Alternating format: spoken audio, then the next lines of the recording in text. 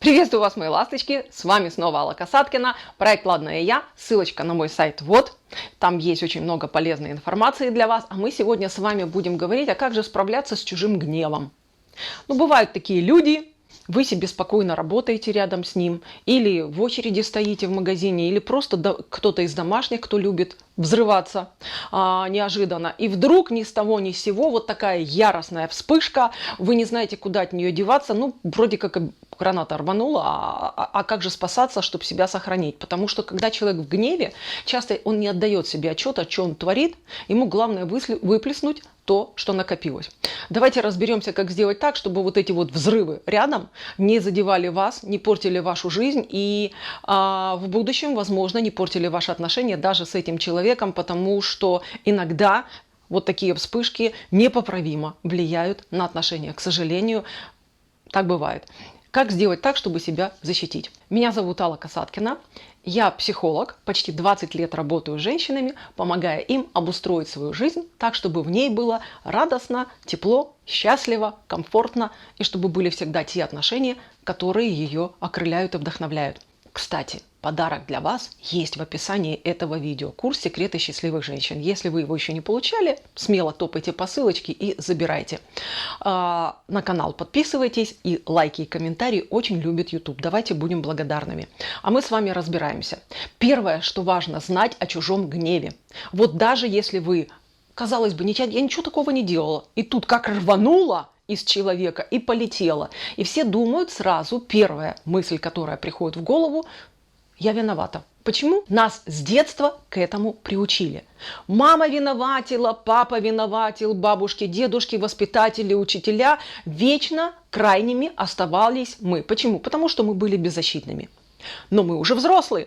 А это значит, мы уже можем защищать свои интересы. И первое, очень важное, что от нас всегда скрывают: чужой гнев чаще всего не имеет никакого отношения к нам лично. Вот рядом с вами рвануло, бомбануло кого-то. Это не про вас, это про него. Первое, что нужно знать. Потому что как только вы перестаете вот это раздувать себе «я виновата», вы перестаете брать на себя лишнее. Вы становитесь гибче в эмоциональных реакциях своих.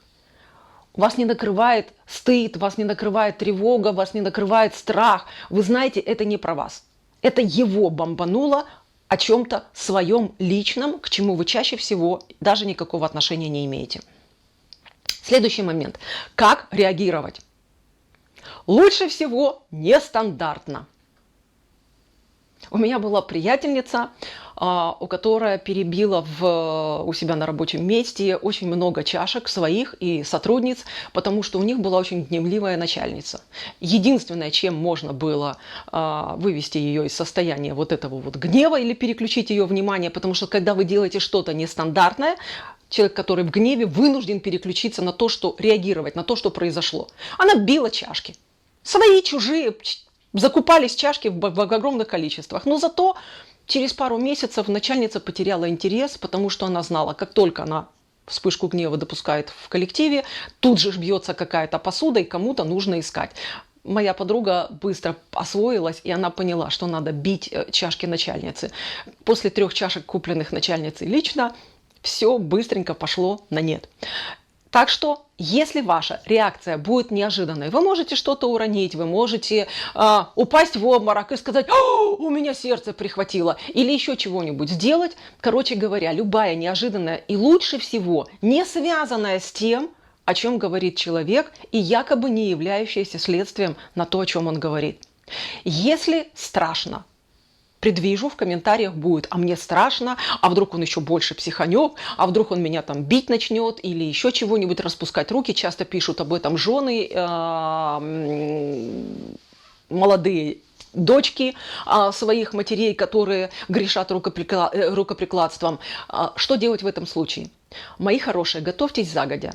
Если вы знаете, что в вашем окружении есть гневливый человек, реагируйте, учитесь реагировать заранее. Смотрите примеры. среди своего окружения, в кино, в книжках, может быть, в каких-то юмористических шоу. Подсматривайте и делайте, как говорят, домашние заготовки. Почему? Потому что когда вы знаете, какие варианты у вас есть, ваш мозг быстренько вам подкинет самый-самый безопасный и самый действенный в этой ситуации. Вы будете себя чувствовать увереннее. Очень хорошо работает юмор. Схохмить что-нибудь, рассказать анекдот, здесь подстроить смешную ситуацию какую-то. Это очень здорово разряжает обстановку, переключает внимание человека, который в гневе, он зависает. Сначала у него есть ступор, потому что его же вырвали из того состояния, в которое он влетел. И он уже должен реагировать, потому что многие отреагируют больше на вашу выходку, чем на его гнев. С облегчением, между прочим, вам скажу спасибо. Поэтому мы всегда помним, вы к этому не имеете никакого отношения. Это о нем, это его тараканы, но это не вы. И как только вы перестаете брать на себя лишнюю вину, лишнее напряжение, обременять себя страхами, вам легче реагировать. Не бойтесь, что этот человек будет потом держать камень за пазухой в вашу сторону. Нет. Где-то как-то он будет от души вам благодарен, потому что вот эта разрядка, которая произойдет, переключение внимания, оно принесет ему облегчение. Он выскочит из своей собственной травмы, о которой он и орал. Поэтому вы будете на коне. Если хотите со мной поспорить, если у вас есть какие-то свои рецептики, которыми вы пользуетесь в таких ситуациях, давайте поделимся в комментариях. Я с удовольствием отвечу там же на ваши вопросы. С вами была Алла Касаткина и до встречи в следующих видео. Пока-пока.